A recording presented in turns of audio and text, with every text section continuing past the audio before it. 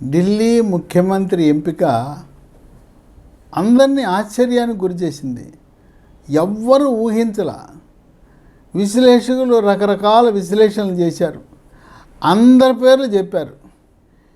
ఈ ముఖ్యమంత్రి అభ్యర్థిని రేఖా గుప్తా పేరు మాత్రం ఎవ్వరూ ఊహించలా. అంటే బీజేపీ వాళ్ళ నిర్ణయాలు చూడండి ఎలా ఉంటాయో. అసలు వాళ్ళ మనసులో మాట కనీసం కొద్దిగా కూడా లీక్ అవుతుంది, ఉన్న బలంగా ప్రకటించేశారు. ఏంటి రేఖా గుప్తని, ఈమె మొదటిసారి శాసనసభ్యురాలైతే ఆమెను పెట్టారని చెప్పి చాలామంది బుర్ర గోక్కుంటున్నారు. ఏం అర్థం కావట్లా. ఇప్పటి వరకు ఢిల్లీ రాష్ట్రాన్ని పరిపాలించింది మొట్టమొదటి మహిళా ముఖ్యమంత్రి సుష్మా స్వరాజ్ బీజేపీ తరపున. తర్వాత కాంగ్రెస్ తరపున షీలా దీక్షిత్, ఆమె ఒక 10 ఏళ్ళు పరిపాలించింది. తర్వాత కొద్ది కాలము కేజ్రీవాల్ జైలులో ఉండటం వల్ల తప్పనిసరి పరిస్థితుల్లో కంపల్సరీ చీఫ్ మినిస్టరు అతిశి ఉంది కొద్ది నెలలు. ఇక ఢిల్లీ ప్రభుత్వానికి, ఢిల్లీ రాష్ట్రానికి 4వ మహిళా ముఖ్యమంత్రి రేఖా గుప్తా. ఎందుకు ఈమెను ఎంపిక చేశారంటే, అమిత్ షా ఎప్పుడు కూడా సోషల్ ఇంజనీరింగ్ చేస్తాడు. దేశంలో అందరి ప్రయోజనాలు కాపాడతారు. అన్ని కులాలను, అన్ని మతాలను, అలాగే ఉన్నత వర్గాలను, మధ్యతరగతి వారిని, పేదవారిని, అగ్రవర్ణాలలో ఉండే పేదలను అందరినీ పట్టించుకుంటారు.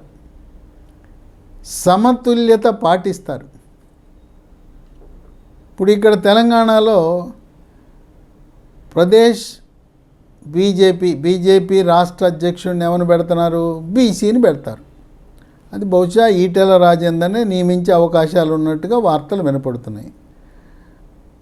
గత ఎన్నికల్లోనే 2023 ఎన్నికల్లో తెలంగాణ రాష్ట్రంలో ఉన్న 60% బీసీలు ఉన్నారు కనుక అక్కడ బీసీ ముఖ్యమంత్రి, మొదటి బీజేపీ ముఖ్యమంత్రి బీసీ ముఖ్యమంత్రి ఉన్నారు.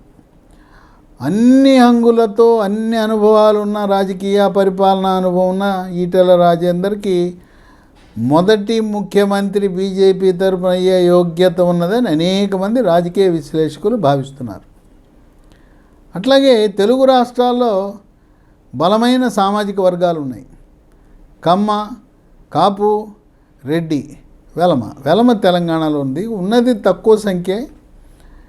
రెడ్డి సామాజిక వర్గాన్ని ఒక పక్క, కమ్మ సామాజిక వర్గాన్ని సమతుల్యత పాటిస్తూ, కాపు, బలిజ, తెలగ, ఒంటరి, తూర్పు కాపు, మున్నూరు కాపు సామాజిక వర్గాల బ్యాలెన్స్ కోసం పవర్ స్టార్ పవన్ కళ్యాణ్. ఆ విధంగా సోషల్ ఇంజనీరింగ్ చేస్తారు. ఒక రాష్ట్రంలో బీసీ ముఖ్యమంత్రిని పెడితే ఇంకో రాష్ట్రంలో మరొక ఫార్ములా పెడతారు. ఇప్పుడు తెలుగు రాష్ట్రాల్లో బీజేపీ అధ్యక్షులను ఎవరు పెడతారా అనేది సస్పెన్స్. ఎవరా అని ఎదురు చూస్తూ ఉన్నారు. బీజేపీ వాళ్ళ నిర్ణయాలన్నీ అలాగే ఉంటాయి, సస్పెన్స్లో ఉంటాయి. ఇప్పుడు రాజస్థాన్లో ఎంతో సీనియర్ నాయకులు, మాజీ ముఖ్యమంత్రి వసుంధర రాజే, ఆమె అనుకున్నారు కదా అందరూ. అక్కడ ఆమెను తప్పించి భజన్ లాల్ శర్మను పెట్టారు. ఆయన బ్రాహ్మణులకు కూడా అవకాశము, అధికారము పంచివ్వాలనే ఆలోచనతో భజన్ లాల్ శర్మను పెట్టారు. ఒకానొకప్పుడు ఆర్ఎస్ఎస్ అంటే బీబీ అనేవారు, బయ్యా బ్రాహ్మణ్ అనేవారు. బ్రాహ్మణులకు ఇచ్చారు. మరి బయ్యాలంటే వైశ్యులు, ఆర్య వైశ్యులకు ఎక్కడ ప్రాతినిధ్యం కొట్టొచ్చినట్టు ఎక్కడా కనపడటం లేదు. వాళ్ళకి ఎక్కడా కూడా ముఖ్యమంత్రి పదవి ఇవ్వలేదు. ఇప్పుడు రేఖా గుప్తా పేరులోనే ఉంది కదా, గుప్తా అంటే తెలుసు కదా, వ్యాపార వర్గము, ఆర్య వైశ్య. ఎందుకు రేఖా గుప్తాని వైశ్యం తెచ్చారంటే, ఆ కేజ్రీవాల్ అని ఆయన కూడా ఆర్య వైశ్యుడే. వాళ్ళని మాయలో పడేశాడు. 2013లో మాయలో పడలా. ఎందుకంటే ఢిల్లీలో జనసంఘ్ ఉన్నప్పటి నుంచి కూడా బ్రాహ్మణ, వైశ్య సామాజిక వర్గాలు 100కి 100 జనసంఘ్. తర్వాత బీజేపీ ఏర్పడినప్పటి నుంచి బీజేపీ, ఆర్ఎస్ఎస్లో అందరూ మొత్తం ఆర్యవైశ్యులు, బ్రాహ్మణులంతా కూడా ఆర్ఎస్ఎస్లో ఉంటారు. ఈ కేజ్రీవాల్ 2015 నుంచి ఇక 2015-20లో ఆయన కులం కార్డు పెట్టేశాడు. అక్కడుండే ఆర్య వైశ్యులందరినీ దగ్గరకు చేసుకుని నేను వైశ్య నువ్వు వైశ్య, వాళ్ళు మిమ్మల్ని నిర్లక్ష్యం చేశారు, బీజేపీ వాళ్ళు మనల్ని మర్చిపోయారు, అసలు ఆర్ఎస్ఎస్కి పునాదే వైశ్యులు బ్రాహ్మణులు ఈ రెండు కులాలని విస్మరించారని చెప్పి రెచ్చగొట్టేశాడు.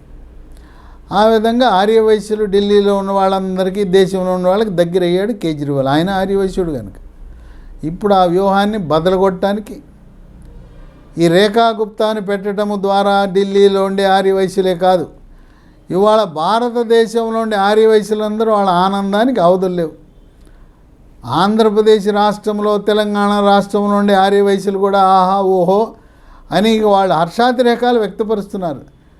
బీజేపీ అంటే సమతుల్యత పాటిస్తుంది, అన్ని కులాలకు ప్రాధాన్యత ఇస్తుంది, అందరినీ సమానంగా చూస్తుంది, మన ఇంటి ఆడపడుచు ముఖ్యమంత్రి అయిందని చెప్పి మొత్తం దేశంలో ఆర్య వైశ్యుల యొక్క ఆనందానికి అవధులు లేవు, భుజాలు ఎగరేసుకుంటున్నారు. వాళ్ళంతా కూడా ఎంతో జోష్ మీద ఉన్నారు ఆర్య వైశ్యులందరూ కూడా. ఆ విధంగా ఆ ఆర్య వైశ్య కులానికి ప్రాతినిధ్యం ఇవ్వటానికి రేఖా గుప్తాని పెట్టుకొచ్చారు. ఇంకోటి కూడా ఉంది, 14 రాష్ట్రాల్లో బీజేపీ అధికారంలో ఉందా? ఒక్క రాష్ట్రంలో అన్న మహిళ ఉన్నదా? లేదు. మరి బీజేపీ ఎన్డీఏ కూటమే కదా 33% చట్టసభల్లో రిజర్వేషన్ తెచ్చి 2029లో 3వ వంతు మరి మహిళలకి ఎమ్మెల్యేలు, ఎంపీలు, శాసనసభ మండలి, రాజ్యసభ అన్నింటిలో ప్రాతినిధ్యం ఇవ్వాలంటే 14 రాష్ట్రాల్లో ఒక్క మహిళా ముఖ్యమంత్రి ఉన్నదా అని ఆలోచించారు, లేరు. అందుకని మహిళా ముఖ్యమంత్రి ఒకరికి ప్రాతినిధ్యం ఇవ్వాలని చెప్పి రేఖా గుప్తాని మహిళా ముఖ్యమంత్రిగా ప్రవేశపెట్టారు. ఇక ఇప్పటి వరకు భారతీయ జనతా పార్టీ తరఫున 4 ముఖ్యమంత్రులుగా పనిచేశారు మహిళలు. మొదటి మహిళ సుష్మా స్వరాజ్, రెండవ మహిళ ఉమాభారతి, మూడవ మహిళ వసుంధరా రాజే, 4వ మహిళ ఆనందీబెన్. మరి బీజేపీ ఇంత పెద్ద పార్టీ దేశమంతా విస్తరించింది, మరి 4గురికైనా ముఖ్యమంత్రి అవకాశాలంటే ఇప్పుడు 5వ వ్యక్తిగా రేఖా గుప్తా ఢిల్లీ ముఖ్యమంత్రి అవుతుంది. అట్లాగే మధ్యప్రదేశ్లో ఎన్నికలు జరిగినాయి, గెలిచింది. అక్కడ కూడా అందరూ ఏమనుకున్నారు, మధ్యప్రదేశ్లో సీనియర్ నాయకుడు రాజకీయ దురంధరుడు శివరాజ్ సింగ్ చౌహాన్ని మధ్యప్రదేశ్ ముఖ్యమంత్రి ఆ పీఠం మీద కూర్చోబెడతా అనుకున్నారు. ఎవ్వరు ఊహించని రీతిలో మోహన్ యాదవ్, చాలా జూనియర్, ఆయన పేరు కూడా ఎవరికి తెలియదు, ఆయన పెట్టేశారు. ఎందుకు యాదవ్ని పెట్టారు? యాదవులు దేశవ్యాప్తంగా ఉత్తరప్రదేశ్లో అఖిలేష్ యాదవ్ అంటే ఈడు మావోడు అంటారు.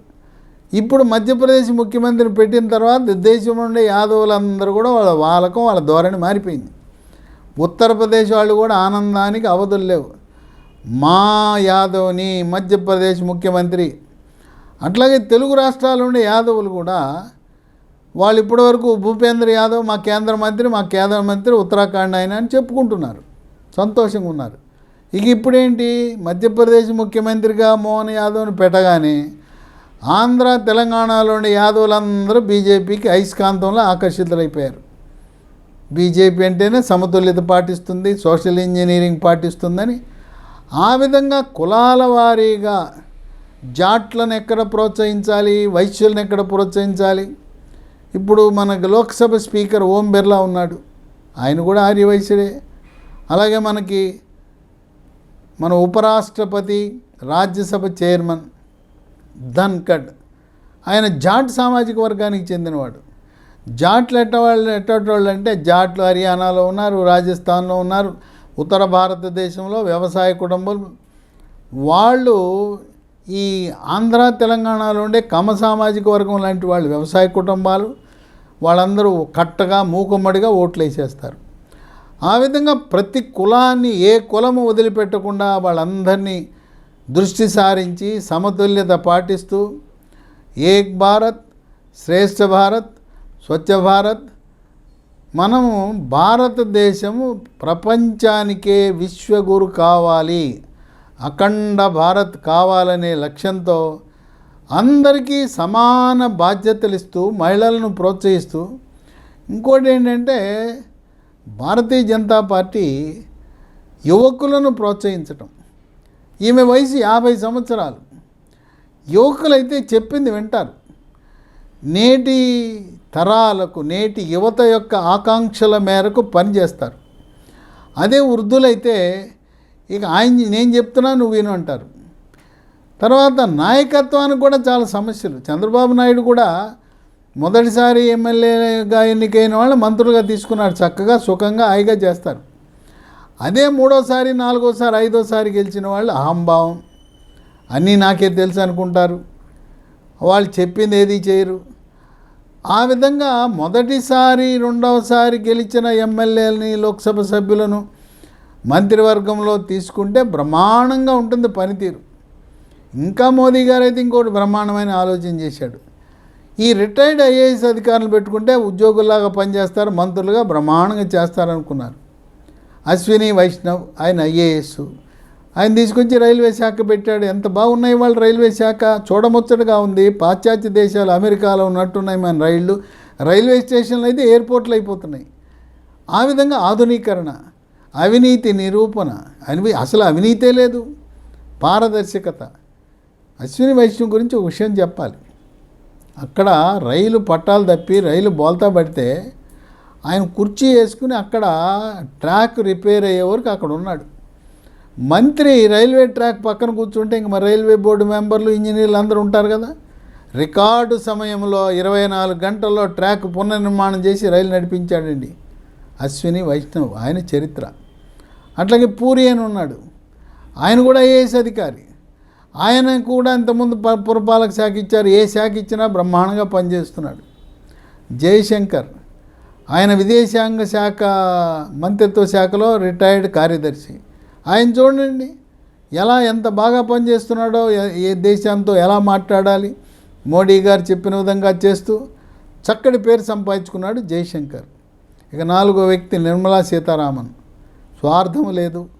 ఆమె లండన్ స్కూల్ ఆఫ్ ఎకనామిక్స్లో ఆర్థిక శాస్త్రంలో ప్రావీణ్యం పొంది ఈరోజు ఎంత బాగా బడ్జెట్ తయారు చేస్తుందంటే, ఇవాళ భారతదేశము ప్రపంచంలో 5వ అతిపెద్ద ఆర్థిక వ్యవస్థ. ఇక కొద్ది కాలంలో మనం 3వ అతిపెద్ద ఆర్థిక వ్యవస్థ కాబోతున్నాం. నిర్మలా సీతారామన్ ఎదిగిన కొద్దీ ఒదిగి ఉంటుంది. ఆమెకి ఏం అహంభావం లేదు. ఎవరు ప్రజలు ఏ సలహాలు ఇచ్చినా స్వీకరిస్తుంది. ఆమె చాలా నీతివంతమైన, నిజాయితీతో, పారదర్శకతో పనిచేస్తుంది. కనుక చంద్రబాబు నాయుడు కూడా ఆ ప్రయోగం చేయాలి. నీతివంతమైన ఒక ఐఏఎస్, ఐపీఎస్ని మంత్రిగా ప్రవేశపెట్టి, మోదీ అక్కడ చేస్తున్నప్పుడు మనం రాష్ట్రాల్లో ఒక ప్రయోగం చేయొచ్చు కదా. మీకు నచ్చిన ఆయన ఒక జడ్జినో, ఐఏఎస్నో, ఐపీఎస్నో ఎమ్మెల్సీ చేసి మంత్రి పదవి ఇచ్చి చూడండి, ఒక ట్రైల్ వేస్తే ఎలా ఉంటుందో చంద్రబాబు నాయుడు చూడవచ్చు. ఇక ఈ ఢిల్లీ ముఖ్యమంత్రి పీఠం 28 ఏళ్ల తర్వాత 1998లో అధికారాన్ని కోల్పోయిన తర్వాత 28 ఏళ్ల తర్వాత మళ్ళీ పీఠం వస్తే బీజేపీ పార్టీకి, బీజేపీ కార్యకర్తలకు, ఆర్ఎస్ఎస్ కార్యకర్తలకు వాళ్ళ ఆనందానికి అవధులేవు.